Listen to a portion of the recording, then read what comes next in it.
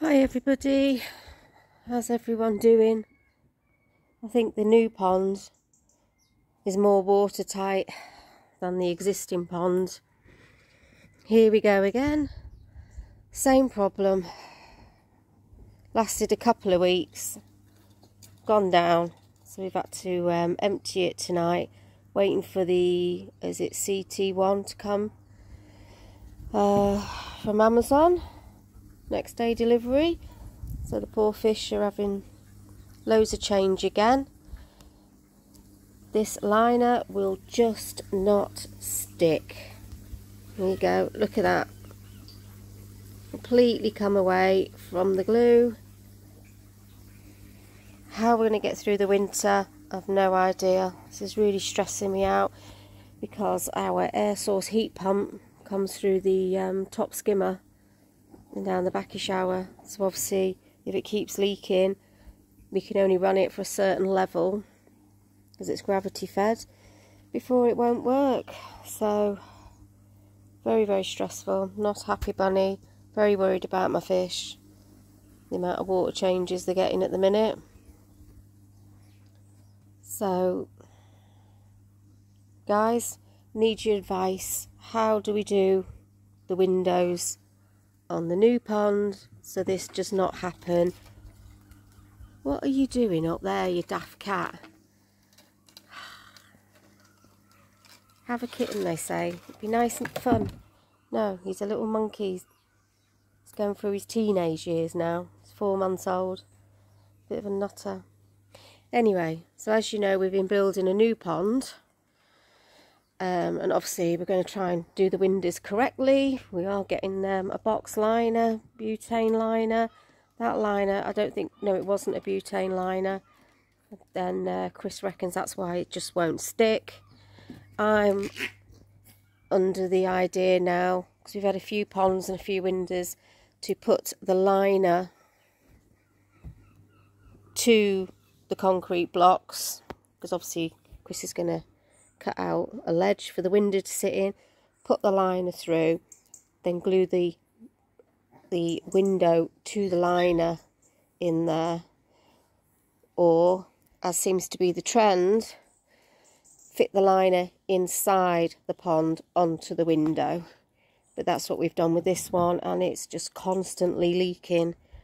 And I don't think we're not going to get this pond finished this side of the year, so we have to try and do something to secure this one for the winter. Either that, or we just shut the heating off, and they'll have to take a proper winter, which I don't like the idea of. So we have very long winters in Britain, and I don't like my fish sitting on the bottom for months on end. But we'll see. So we will try again and see if we can get it to seal. Just for, you know, just hang in there, window, please, for another 6 months until spring. Chris's shed's come.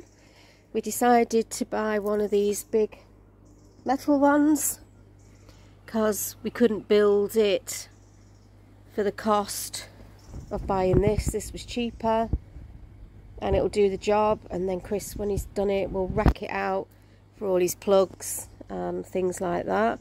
So he has started that.